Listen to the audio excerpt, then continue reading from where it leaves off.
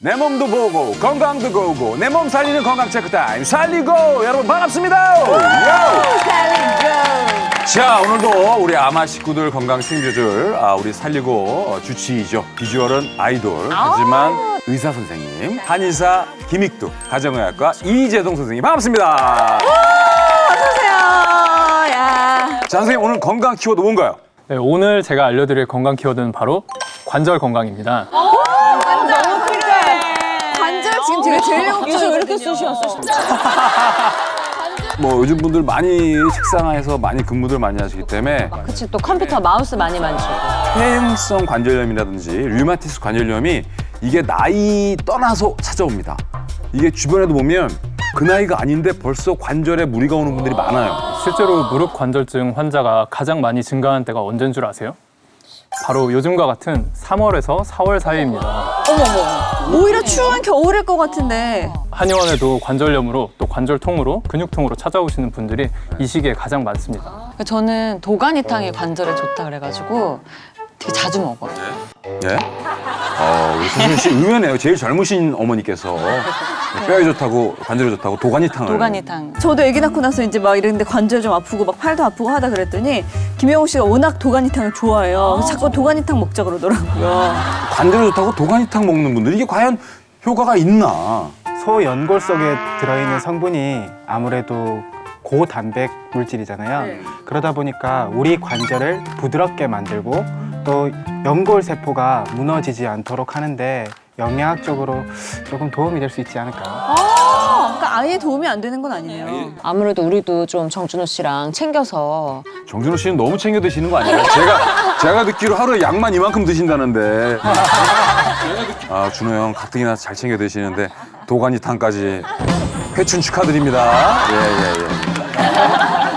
도가니탕도 좋지만 적을 알고 나를 알면 백전백승이라고 하잖아요. 그쵸. 지금 현재 내 관절이 어떤 상태인지 아는 게 또 중요합니다. 그래서 오늘 준비한 것이 관절 상태를 통해 신체 나이를 알아볼 수 있는 몇 가지 간단한 테스트를 준비했습니다. 어떡해. 이미 노화됐으면 어떡하죠? 손을 모두 모아주시고 팔꿈치도 같이 붙여주세요. 네, 그 상태에서 위로 쭉 올려주시면 되는데요. 최대한 올려주시고 어디까지 올려요? 맞은편에서 봤을 때 눈까지 보이면 20대, 눈까지 보여요? 눈까지 이게 보이는 사람이 있어요? 눈까지 어떻게 보여요? 코까지 보이면 30대, 입까지 보이면 40대, 그리고 아예 안 보일 때는 50대다라고 나눠볼 수 있습니다. 안 보여, 아예. 50대 맞네. 아니, 제동 씨도 안 올라가잖아. 이 가슴 근육이 너무 발달하면 또 안 될 수 있어요. 나도 가슴 근육 때문에 그런가 보다. 아니, 잠깐만, 수현 씨, 이게 눈까지 보여야 되니까 고개를 이번엔 이렇게 들고 있어. 허수현 씨, 이게 뭐 하는 짓입니까? 20대 되려고 이게 아, 왜 자꾸 몸개그를 하는 거예요? 아니 조근조근 이제 몸개그까지 하네. 익두 선생님 해보세요. 저도 많이는 안 올라가는데요. 뭐 하시는 거예요, 지금? 선생님, 이거 제대로 된 거 맞아요? 이게 100% 검증된 실험은 아니에요. 물론 재미로 준비는 하긴 했지만 일정 수준 설득력은 갖고 있는데요. 유년기일수록 나이가 어릴수록 관절 부위가 포함하고 있는 수분량이 많고 퇴행이나 고라가 더뎌서 관절 가동 범위가 넓게 되거든요. 그래서 나이가 어릴수록 더 유연하고 많이 움직일 수 있게 되는 것이죠. 어쨌든 정확한 건 아니지만 살짝 알아볼 수 있는 테스트였던 것 같아요. 자, 이제 관절 건강을 위한 두 번째 솔루션을 주셔야죠. 네, 오늘은 제 입모양을 보면서 한번 맞춰보세요. 소리는 내지 않고 입모양만 보여드릴게요. 왜 입술 쳐다보라 그래요? 입모양 보겠습니다. 네. 아, 나 알았다. 나 요즘 들어봤어요, 이거. 콘드로이친.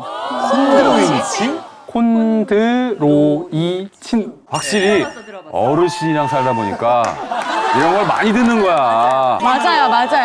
남편이 얘기했어. 네, 콘드로이친의 앞에 있는 콘드로스라는 글자는 그리스 말로 연골이라는 말을 뜻하는데요.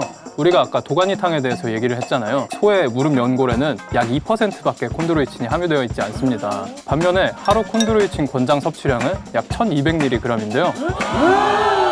이것을 도가니탕으로 섭취를 하게 되면 엄청나게 많은 양을 먹어야 되겠죠. 아니 그거 얼마나 먹어야 되는 거야? 도가니탕을 한 솥을 먹어야 되는 거 아니야? 양도 양이지만 칼로리를 생각하면 체중 증가를 걱정하지 않을 수가 없어요. 실제로 무릎 퇴행성 관절염 환자에게 가장 먼저 추천하는 것이 적정 수준의 체중 감량이거든요. 맞아. 몸에 좋으려고 도가니탕을 많이 먹었는데 그로 인해 체중이 증가하게 되고 관절에 부하를 준다면 관절 건강에는 더 좋지 않을 수 있습니다. 조금만 먹는 걸로. 네, 취소. 건더기만 국물 많이 먹지 말고 예예. 이 소에서 유래한 콘드로이친은 인체 연골 성분이 유사한데요. 그래서 흡수가 빠르다는 장점이 있습니다. 이게 왜 중요하냐면 나이가 들고 노화가 돼서 관절이 닳고 연골이 닳게 되면 그 닳아 없어진 부분을 이 콘드로이친이 채워줄 수 있게 되는 것이죠. 그러면은 그 콘드로이친이 정확히 어떻게 관절에 도움이 되는 거예요? 네, 관절이라는 것은 뼈와 뼈가 만나고 있는 부분이라고 생각하시면 되는데요.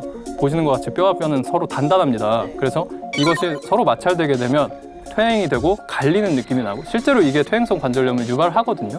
네, 그래서 이게 이렇게 서로 맞닥뜨리지 않게 콘드로이친이 일종의 쿠션이나 스프링처럼 충격을 감소시켜주고 탄성을 높여준다고 생각하시면 됩니다. 특히 관절염이 위험한 이유는 연골에는 실제로 혈관이나 신경 조직이 분포하고 있지 않습니다. 따라서 연골이 손상되어도 그 자체적으로는 통증을 느낄 수가 없는데요. 거기서 나온 부유물이나 염증이 생기고 그것이 주변 골막이나 신경을 자극해야만 통증을 느낄 수 있습니다. 어머머머. 아니 그러면 이렇게 무릎이 아픈 거는 이미 뼈끼리 닿아서 아프다고 신호를 보내주는 거네요? 네, 맞습니다. 어머. 실제로 55세에서 65세 사이의 연령대를 대상으로 증상의 유무와 상관없이 방사선 검사를 해보면 약 85% 이상에서 퇴행성 관절염 평가를 받게 되거든요. 그래서 이미 통증을 느낄 때는 늦었다는 것을 의미할 수 있습니다. 아 나 얼마 안 남았네. 또 매년 퇴행성 관절염 환자가 400만 명을 돌파하고 있고 이로 인한 총 진료비가 무려 1조 6천억 원에 육박하고 있습니다. 그 정도예요? 또 45세 이상 성인의 만성질환 1위를 기록하고 있죠. 어머머머머. 아니 그 저한테 이제 아기 낳고 관절 조심해야 된다고 조심하고 뭐 쭈그려 앉지도 말고 하라는데 관절을 안 쓸 수가 없잖아요. 우리가 움직이면 당연히 관절을 쓸 수밖에 없는데. 네, 나이가 들면 콘드로이친도 감소하게 되는데요. 20대 대비 75%가 감소하게 됩니다. 그렇게 일찍 나가? 네, 연골에 있는 콘드로이친도 노화가 되면 길이가 짧아지고 끊어지고 크기까지 감소하게 됩니다. 아니 그러면 연골이 닳는 걸 우리가 좀 막으려면 콘드로이친을 외부로부터 좀 이렇게 보충을 해줘야 되는 게 필수적일 수밖에 없네요. 퇴행성 관절염이 고통스러운 이유는 바로 통증과 더불어 일상생활에 불편이 있기 때문인데요. 한 연구에서 콘드로이친을 섭취하게 하고 91일차가 경과된 이후에 통증이 43%나 감소했다는 연구 결과가 있습니다. 3개월 정도 먹었을 경우. 또 다른 연구에서는 두 그룹으로 나누어서 실험을 했는데요. 한 그룹에게는 위약을 주고 한 그룹에게는 2년간 콘드로이친을 투여했습니다. 위약을 먹은 그룹에서는 관절과 관절 사이의 공간이 0.14mm 감소했고 콘드로이친을 먹은 그룹에서는 관절 간격의 감소가 억제됐다는 보고가 있습니다. 이 관절 간격의 감소가 중요한 이유가 아까 말씀드린 것처럼 이 관절 간격이 감소하면 딱딱한 뼈끼리 서로 마찰을 일으켜서 이게 퇴행성 관절염을 유발시킬 수 있는 가능성이 있거든요. 어우 뼈랑 부딪히면 얼마나 아파. 추가적으로 통증뿐만 아니라 보행 능력도 상승됐는데요. 중요하죠. 콘드로이친을 6개월 이상 섭취 이후에 20m를 걷는 속도가 올라갔습니다. 아니 진짜로 관절 아프신 분들은 야 좀 있으면 비 올 거다 뭐 이러면 비 오더라고. 저희 남편이 그래요. 예? 저희 남편이. 필모 씨가 벌써요? 근데 이게 암막 커튼을 치고 자면은 일어날 때 비 올 것 같아 하고 열면 비가 오고 있어. 실제로 최근에 유럽 류마티스 학회에서 이런 콘드로이친을 먹게 되면 손 관절염 건강에 도움이 된다는 자료도 발표했습니다. 일일 콘드로이친 섭취 권장량은 1200mg이고 다량을 섭취하면 복통이나 설사를 유발시킬 수가 있습니다. 또 임산부나 수유부, 알러지 특이 체질인 경우 의사와 상의를 해서 먹는 것이 좋고 식약처 인증 평가를 받은 콘드로이친인지 확인하는 것도 중요합니다. 자, 내 몸 살리는 건강 꿀팁 살리고 오늘도 여러분 관절 건강에 대해서 알아봤는데 관절은 한 번 집 나가면 절대 돌아오지 않습니다. 지금까지 살리고였습니다. 야오! 고맙습니다. Time to show some skin. The world is fine, so we're all young.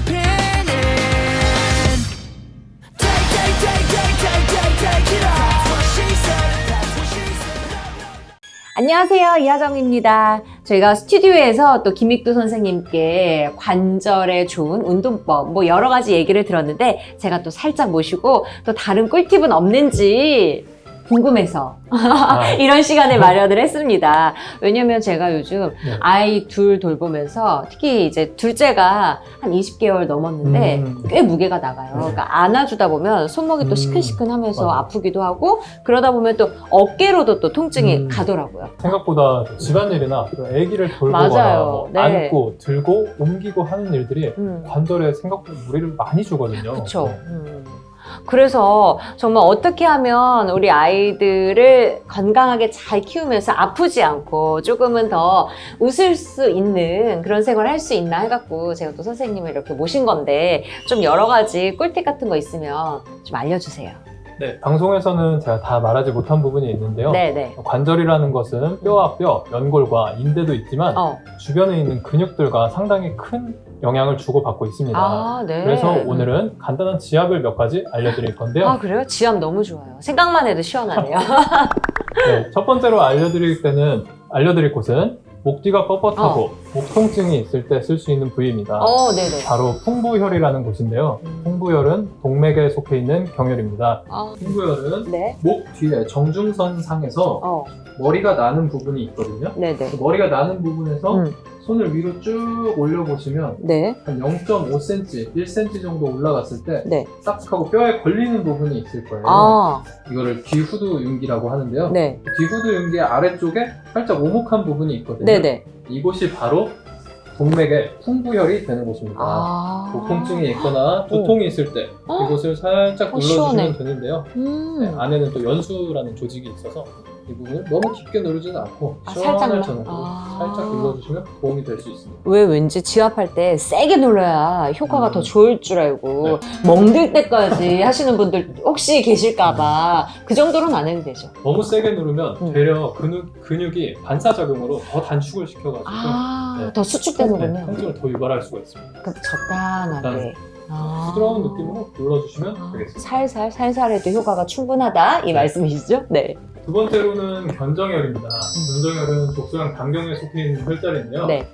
마찬가지로 뒷목과 어깨 쪽 강직감이 있을 때 눌러주시면 좋습니다. 항상 이쪽이 뻐근해요. 묵직하고. 어깨 쪽에 팔로 쓸어 내리다 보면 튀어나와 있는 뼈 부분이 있는데요. 네네. 그 뼈 부분과 목뼈에서 가장 튀어나와 있는 뼈 경추 7번인데요. 경추 7번을 이은 선상의 정중앙에 있습니다. 네. 사실 정중앙에 있긴 한데요.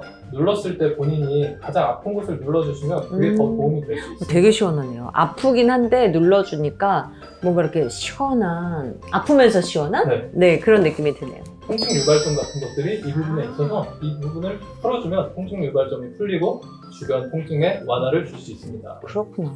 그러면 양쪽 이제 번갈아 가면서 그냥 생각날 때 뭐 시간 고려하지 않고 해도 충분히 할 수 있는 거니까. 그렇죠? 특히 뭐 컴퓨터 작업이나 서류 작업 같은 걸 하다 보면 목을 웅크리고 있는 경우가 많으니까 맞아요. 이럴 때 어깨 견정혈을 지압해 주시면 좋습니다. 평소보다 활동량이 많아지고 근육 사용량이 늘어나면 근육통이 생기는데요. 이럴 때 제가 알려드린 혈자리를 지압해 주시면 도움이 되겠습니다. 너무 감사해요. 정말 우리 남편한테도 꼭 알려줘야겠다 이런 생각이 드는데 저희 남편은요 약간 운동도 매일 하고 뭐 한데 허리랑 그렇게 약간 무릎이 조금 이제 나이가 들어서 그런지 조금 얘기를 하더라고요. 슬슬 허리 아프다는 얘기. 꼭 자고 일어났을 때 조금 침대 핑계를 대면서 침대가 불편한 것 같다 이러면서 허리 아프다 그러고 무릎 얘기를 하는데 좀 뭐 도움이 될 만한 거 있을까요? 사실 몸이라는 거는 다 따로따로 뭐 어깨, 팔, 무릎, 뭐 고관절, 허리 이런 부분이 따로따로 있는 것 같지만 목에서부터 골반까지 쭉 하나의 척추가 이어져 있고 그 부분에 팔과 다리가 달려있는 형태로 있는 거거든요. 그렇죠. 그래서 몸 전체의 균형은 척추가 잡고 있다고 생각하시면 됩니다. 그래요? 그러면 진짜 척추가 바른 게 최선이겠네요. 그런데 거의 현대인들이 자세가 다 안 좋다 보니 저만 해도 이렇게 약간 삐뚤게 앉고 운전할 때도 이렇게 기대서 하고 이러더라고요. 그러면 항상 치료를 받으러 가면 자세를 좀 바르게 하세요 하시면서 조언을 해주시는데 척추가 틀어졌을 땐 좀 어떻게 해야 할까요? 될까요? 사실 척추 교정은 음. 단순하지가 않습니다. 아, 실제로 여러 가지 치료가 병행이 돼야 되는데요. 우선 생활 습관이 교정돼야 되고 그로 인한 자세도 교정돼야 되고 또 척추가 틀어져서 약해져 있는 근육군들은 강화시켜야 되고 단축돼서 응결돼 있는 근육들은 신장을 시켜서 늘려줘야 됩니다. 아, 그런 것들이 베이스가 된 기본이 된 상태에서 교정치료, 추나치료나 도수치료를 통해서 교정을 받고 후에 침치료까지 같이 병행을 하시면 네. 척추 건강을 유지하시는 데 도움이 많이 될 겁니다. 근데 진짜 우리가 할 수 있는 것들이 진짜 치료법들이 많네요. 실제로 우리가 생활 습관 속에서도 있고 또 적극적으로 좀 치료를 받을 수 있는 방법도 있고, 그렇죠? 네, 특히 추나요법이라는 것에 대해서 들어보셨어요? 들어봤죠. 추나요법이라는 것은 한의사가 손이나 네. 신체의 다른 부위를 사용해서 추나 베드나 테이블을 통해서 구조적, 기능적 문제가 있는 것들을 교정해주는 일종의 한방 수기요법인데요. 네. 제가 기회가 된다면 더 자세히 알려드릴게요. 네, 그럼 우선 추나 치료에 대해서 설명을 해드릴게요. 추나가 목표로 하고자 하는 것이 근육인지 아니면 뼈인지에 따라서 근막 추나냐, 전골 추나냐로 나눠볼 수 있습니다. 또 치료 방식에 따라 단순 추나, 복잡 추나, 탈구 추나 등으로 나눠볼 수도 있는데요. 근막은 근육을 싸고 있는 막성 구조물을 말하는데요. 이런 근막을 압박, 이완하거나 또 신장하거나 또 근육의 재교육을 통해서 에너지 기법을 사용하는 것을 근막 추나라고 말합니다. 전골 추나라는 것은 보통 추나라고 하면 환자분들이 생각하는 뼈를 맞출 때 우두둑 소리가 나는 그러한 일종의 교정 방법을 표현하는 것이죠. 그럼 이동해서 직접 보여드리도록 하겠습니다. 이 환자의 경우 경추 4번에서 FRS-R 형태를 보이고 있기 때문에 이 부분을 교정할 건데요. 경추 4번은 진단을 하면서 찾아 놓았던 포인트에서 그대로 접촉점을 대주시고 환자를 살짝 고개를 신전시키고 측구를 시켜줍니다. 후에 회전을 같이 걸어주고요. 제한장벽 끝에 가면은 시술자의 손에서 약간 걸리는 느낌이 나실 거예요. 이 방향으로 교정을 해줍니다. 네, 이번에는 환자의 구분 흉추를 교정해 볼 건데요. 우선 환자가 긴장을 풀 수 있게 해주시고 환자의 양팔을 서로 교차시켜 줍니다. 이때 양팔꿈치가 서로 붙어 있도록 잘 만들어 주신 이후에 환자의 상체를 완전히 제압하고 교정하고자 하는 흉추 부위에 치료자의 손을 대줍니다. 후에 쭉 내려간 이후에 숨 들이쉬고 내쉬고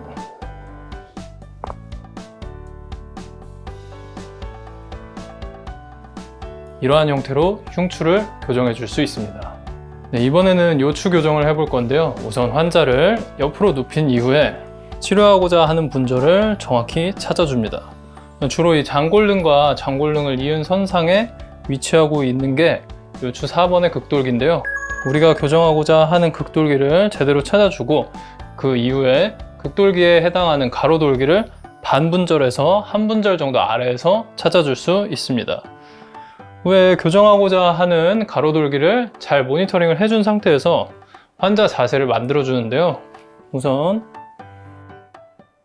환자의 아래쪽 팔을 살짝 앞으로 당겨주고 그때 이 모니터링 하고 있는 손에 횡돌기, 가로돌기가 돌아갈 때까지 느낌을 느껴주면 됩니다. 그 상태에서 환자는 서로 팔을 깍지를 끼게 해주는데요. 모니터링 하고 있는 손을 놓치지 않게 자세를 유지해 주시고 아랫다리 펴주시고 다리를 서로 교차시켜주고 자세를 만들어줍니다. 교정을 하고자 하는 자세를 만든 이후에 이 상태에서 환자에게 숨 들이쉬고 내쉬고 이와 같은 방법으로 요추 교정을 해볼 수 있습니다. 네, 지금까지 추나 교정에 대해서 알아보았습니다. 가까운 한의원에 방문하셔서 제대로 된 진단을 받으시고 그에 따른 진료도 착오 없이 받으시길 바랍니다. 진짜 뭐 추나요법은 좋다는 얘기 너무 많이 들었고 약간 요즘에는 그런 보험 맞아요. 같은 보험에 것도 적용이 상관없는 되죠. 거죠. 네. 그래서 많은 분들이 치료를 받는다고 얘기를 들었거든요. 저도 한번 기회가 된다면 받아보고 싶네요. 아. 네. 오늘도 우리 익두 선생님께 얻는 관절 꿀팁 정말 다양한 것들 많이 들어봤는데요. 너무 유용한 꿀팁 오늘도 얻어가서 감사드리고요. 시청자 여러분도 올바른 자세 유지하시면서 관절 건강하게 사용하시길 바랍니다. 고맙습니다.